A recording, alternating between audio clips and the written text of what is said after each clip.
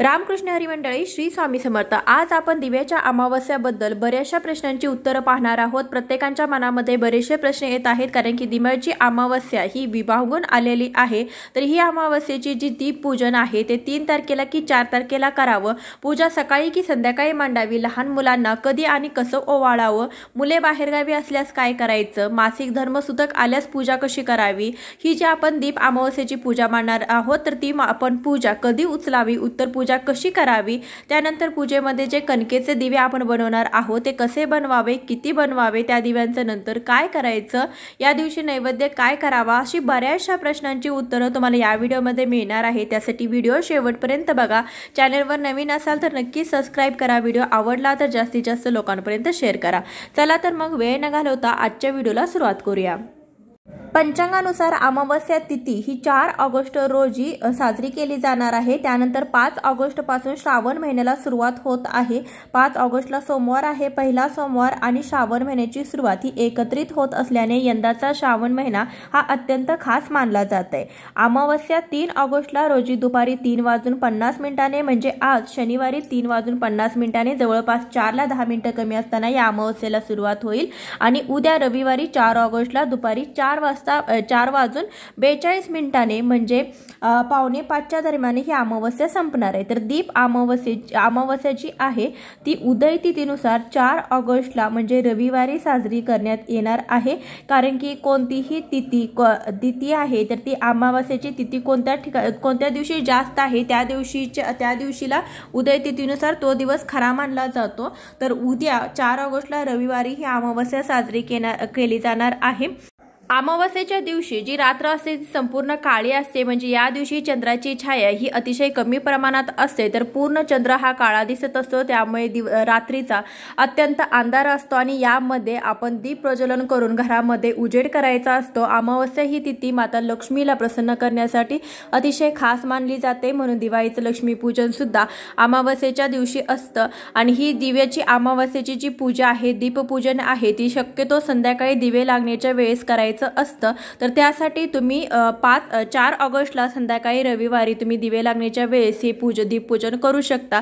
तर काहींच्या मनात शंका असते की अमावस्या तर संपत आहे, तर मग आम्ही 4च्या 6 वाजता 7 वाजता दिवे लागणेला हे दीपपूजन कसं करावं, तर असं तुमच्या मनामध्ये शंका असेल तर रविवारीच तुम्ही सकाळी घराची स्वच्छता करून घरातील सगळं जाडे जळमटे काढून घर लकलकी स्वच्छ करायचं आहे, घरातील फरशी पुसून घ्यायची आहे। घरातील फरशी पुसत असताना पाण्यामध्ये खडे मीठ, चिमूटभर हळद, गोमूत्र टाकून या पाण्याने आपण फरशी पुसून घ्यायचे, म्हणजे घरातील सगळी निगेटिव्हिटी, नकारात्मक शक्ती पूर्णपणे नष्ट होऊन जाते, घरातील अलक्ष्मी बाहेर निघून जाते।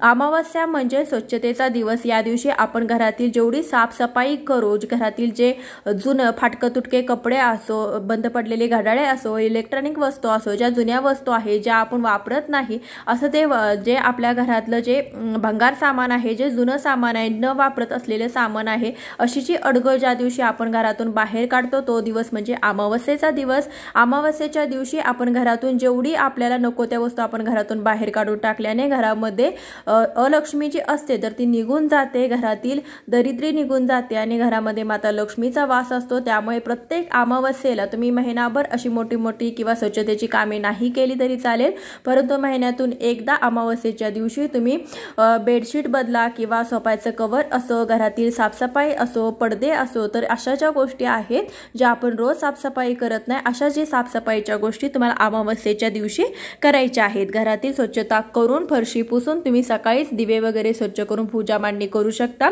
तर ज्यांना सकाळी करायचे ते करू शकता, दिवसभरामध्ये तुम्ही तसेच दिवे ठेवा, संध्याकाळी देखील पुन्हा त्यामध्ये तेल तूप घालून ते दिवे पुन्हा प्रज्वलित करू शकता। रविवार सुट्टीचा दिवस असल्यामुळे या सगळ्या सेवा तुम्ही नक्कीच करू शकता। तर यानंतरचा प्रश्न म्हणजे ज्यांना मासिक धर्म असेल, सुतक असेल, तर अशांनी या दिवशी पूजा करावी का, तर ज्यांना मासिक धर्म आहे, सुतक आहे, तर अशांनी ही पूजा करू शकत नाही। मासिक धर्मामध्ये तुम्ही 5वा दिवस असाल तर पूजा करू शकता। 4थ्या आणि 5व्या दिवशी डोक्यावरून पाणी घेऊन त्यानंतर तुम्हाला 5व्या दिवशी कोणतीही पूजा करता येईल। सुतक असल्यास तुम्ही पूजा करू शकत नाही। त्यानंतर जर लहान मुलांना आपण या दिवशी ओवाळायचं असतं, लहान मुलांना ओवाळत असताना बघा जे कणकेचे दिवे आहे तर कणकेचे दिवे बनवत असताना गव्हाचं पीठ घ्यायचं आहे, त्यामध्ये आपल्याला चमचाभर साजूक तूप घालायचं आहे, त्यानंतर आपल्याला त्यामध्ये थोडासा गूळ घालायचा आहे आणि त्याचे दिवे आपल्याला बनवायचे आहे। तर दिवे बनवत असताना तुम्ही ते चविष्ट दिवे बनवू शकता, जसं की पाववाटी गूळ घेतला तर त्याला पाववाटी पाणी घालायचं, त्यामध्ये मावेल तेवढं गव्हाचं पीठ घालायचं, त्यानंतर त्याचे तूप घालून थोडंसं 2 चमचे तूप घालून दिवे बनवायचे, उकडवायचे आणि या दिव्यामध्ये तुपाच्या वाती घालून ते दिवे प्रज्वलित करायचे आहे। तर नैवेद्य म्हणून देखील हेच दिवे आपल्याला दाखवायचे आहेत आणि त्यानंतर ते दिवे जेव्हा विझतील मावळतील त्यावेळेस ते दिवे प्रसाद म्हणून घरामध्ये आपल्याला खायचे आहेत। तर जे कणकेचे दिवे आहेत ते पहिल्यांदा प्रज्वलित करायचे, दिव्याची पूजा करून घ्यायची। आपली रोजची पूजा झाल्यानंतर तुम्ही दिव्याची पूजा करू शकता। संध्याकाळी करायची असेल तर देवापुढे पुन्हा एकदा दिवा लावायचा आहे, दिवा प्रज्वलित करायचा आहे, तुळशीसमोर तुपाचा दिवा लावायचा आहे आणि त्यानंतर ही दिव्याची पूजा करायची आहे। कणकेचे दिवे प्रज्वलित करायचे आहे, प्रथम त्या दिव्यांना ओवाळायचं आहे, परत घरातील देवी देवतांना ओवाळून घ्यायचं आहे आणि त्यानंतर या दिव्याने आपल्या घरातील लहान मुलांना ओवाळायचं आहे। पहिलं तर फक्त मुलांना हे ओवाळलं जायचं, मुलींना ओवाळत नसेल, कारण की मुलाला वंशाचा दिवा म्हटलं जायचं आणि त्यासाठी वंशवृद्धीसाठी मुलांना फक्त ओवाळतात तर मुलींना ओवाळत नाही। तर असं काही नाही, मुलींना तुम्ही दोघांना देखील ओवाळू शकता, कारण की या कणकेच्या दिवेने मुलांना ओवाळल्याने त्यांच्यावर असलेले नजर दोष, करणी बाधा, त्यांच्यामध्ये असणारे चिडचिडापणा, जे काही दोष असतील अडचणी असतील तर ते दूर होतात आणि घरामध्ये प्रगती होते। त्यासाठी या दिव्याने तुम्ही घरातील मुलांना देखील ओवाळू शकता। मुलांना सकाळी ओवाळायचे की संध्याकाळी ओवाळायचं असा देखील प्रश्न येतो, तर ज्यांना शक्य आहे त्यांनी त्यांच्या कामाच्या ह्याच्यावरून मुलांना ओवाळू शकता। तुम्ही जेव्हा दीपपूजन करणार आहात, सकाळी दीपपूजन केलं तर तुम्ही सकाळी ओवाळू शकता, संध्याकाळी दीपपूजन केलं तर संध्याकाळी ओवाळलं तरी देखील चालेल। या दिवशी आपल्या मुलांना घेऊन शुभं करोति कल्याणम आरोग्यम धनसंपदा शत्रुबुद्धिविनाशायम दीपज्योती नमस्तुते या शुभं करोति श्लोक देखील आपण म्हणायचा आहे, दिव्यांची पूजा करायची आहे। आपली मुले जर बाहेरगावी असल्यास त्यांना कसे ओवाळावे, तर आपली मुली जर बाहेरगावी असल्यास तुम्ही चारही दिशांना ओवाळायचं आहे, म्हणजे जेवघरामध्ये जिथे तुम्ही पूजा मांडलेली आहे तिथे तुम्ही उभा राहायचं आहे आणि त्यानंतर तुम्हाला चारही दिशांना ओवाळायचंय। म्हणजे पहिल्यांदा एका दिशेला ओवाळायचं, त्यानंतर तिथे अक्षता टाकायच्या, म्हणजे थोडंसं तांदूळ त्या दिशेने टाकायचे, त्यानंतर दुसऱ्या दिशेला तुम्हाला ओवाळायचं आहे आणि त्यानंतर दुसऱ्या दिशेला देखील थोडंसं तांदूळ टाकायचं आहे, त्यानंतर तिसऱ्या दिशेला, अशा चारही दिशेला तुम्हाला ओवाळायचं आहे आणि थोडे थोडे तांदूळ टाकायचे आहेत। अशा प्रकारे देखील तुम्ही बाहेरगावी असलेल्या मुलांच्या मनामध्ये विचार करून ओवाळू शकता, अशाने देखील त्यांना ओवाळल्यासारखं होईल। या दिवशी ही जी केलेली पूजा मांडणी आहे, दिव्यांची पूजा आहे, तर ही दिव्यांची पूजा तुम्ही दुसऱ्या दिवशी सकाळी काढायची आहे, त्या दिवशी काढायची नाही। त्या दिवशी तुम्हाला दिवे प्रज्वलित ठेवायचे आहे, संध्याकाळी दिवे कधी विझतील तेव्हा विझतील, त्यामध्ये भरपूर तेल तूप घालून ठेवा। या दिवशी अमावस्येच्या दिवशी आपल्याला ही दिव्यांची झगमगाट घरामध्ये करायचं आहे। घरामधील सगळे दिवे, म्हणजे जे तुमचे विजेचे दिवे असतील, लाईट्स असतील, बल्ब असतील, ट्यूबलाईट्स असतील, त्या देखील तुम्हाला चालू ठेवायचं आहे। घरामध्ये संपूर्ण तुम्हाला प्रकाश करायचा आहे, कारण की या दिव्याच्या अमावस्येचा अर्थच तो आहे, या दिवशी आपल्या घरामध्ये पूर्णपणे प्रकाश असावा, अंधार असू नये, तरच माता लक्ष्मी आपल्या घरामध्ये वास करते। त्यासाठी या दिवशी तुमच्या घरामध्ये लख प्रकाश असावा। त्यानंतर तुम्ही हे जे दिवे लावताय त्यामध्येही भरपूर तेल तूप घालून ठेवा, एक 2-4 तास तरी हे दिवे चांगले प्रज्वलित राहिले पाहिजे, घरामध्ये चांगला प्रकाश पडला पाहिजे। त्यानंतर हे दिवे जेव्हा मावळतील तेव्हा मावळतील, दुसऱ्या दिवशी सकाळी तुम्हाला ही उत्तर पूजा करायची आहे, ही पूजा मांडणी काढायची आहे। त्यासाठी सर्वात आधी एक दिवा तुम्हाला प्रज्वलित करून घ्यायचा आहे, अगरबत्ती किंवा धूप लावून घ्यायचं, त्यानंतर थोड्याशा अक्षदा घ्यायच्या आहेत। अक्षदा आपण या पूजेवरती, म्हणजे जे काही दिवे आपण मांडलेले आहेत त्या सर्वांवरती आपल्याला थोडे थोडे वाहायचे आहेत। आगमन पुनरागमन असं सांगायचं आहे, असं सांगितल्याने तुमची उत्तर पूजा कंप्लीट होईल आणि त्यानंतर थोड्या वेळ ती अगरबत्ती विजेपर्यंत तुम्हाला वाट बघायची आहे, त्यानंतर ही पूजा मांडणी तुम्ही काढू शकता। ते जे कणकेचे दिवे आपण घेतलेले आहेत, या कणकेच्या दिव्यांचं काय करावं, तर अगोदर सांगितल्याप्रमाणे हे आपण गोड चविष्ट दिवे बनवलेले असतात, तर हे जे दिवे आहेत हे दिवे आपण प्रसाद म्हणून खाऊ शकतो, किंवा तुम्हाला जर खायचं नसेल तर एखादा दिवा तुम्ही सगळ्यांना वाटून खाऊ शकता। त्यानंतर उरलेले दिवे तुम्ही गायला खाऊ घालू शकता। पूजेमध्ये जे काही नाशवंत साहित्य तुम्ही घेतलेलं असेल, दुर्वा, फुले किंवा पाने, हे काही घेतलेलं असेल तर हे सगळं साहित्य आपल्याला निर्माल्यामध्ये टाकायचं आहे। पूजेमध्ये वापरलेले जे काही तांदूळ आहे ते तुम्ही तुमच्या रोजच्या धान्यामध्ये मिक्स करू शकता किंवा त्यातले थोडे तांदूळ रोजच्या धान्यामध्ये मिक्स करून उरलेले तांदूळ तुम्ही पक्ष्यांना देखील खायला घालू शकता। दिवे परत तुम्हाला स्वच्छ धुवून पुसून ठेवायचे आहेत, कारण की आता श्रावणाला सुरुवात होत आहे आणि श्रावणामध्ये बरेचसे सणवार येतात, त्यामध्ये आपल्याला दिवे लागतात। त्यासाठी आता हे दिवे तुम्ही स्वच्छ करून ठेवू शकता, म्हणजे तुम्हाला या श्रावणामध्ये काही घाई गडबड होणार नाही।